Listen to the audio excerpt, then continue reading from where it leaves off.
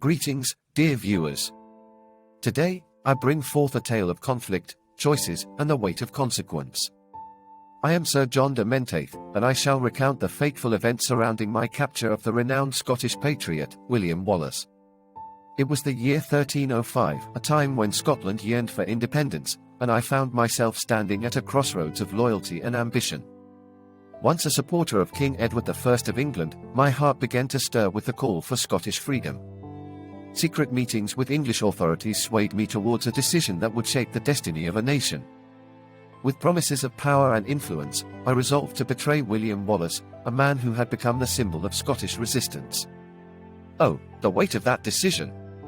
To turn against a man who fought for what he believed in, to forsake my own countrymen, it tore at my very soul.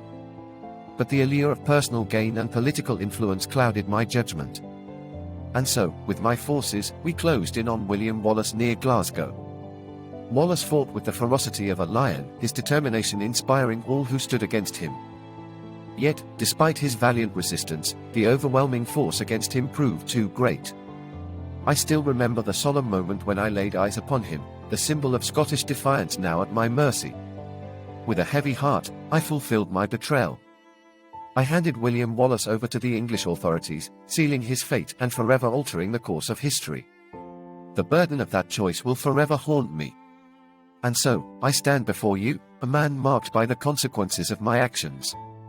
The capture of William Wallace was a turning point in Scottish history, a moment that led to trials, imprisonment, and his eventual execution.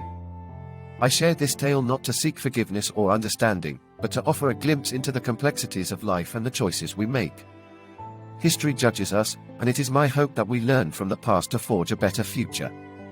Remember, dear viewers, the stories of our past are not simply black and white. They are shades of grey, woven with the threads of human frailty and the pursuit of power. Until we meet again, may we seek wisdom from the annals of history.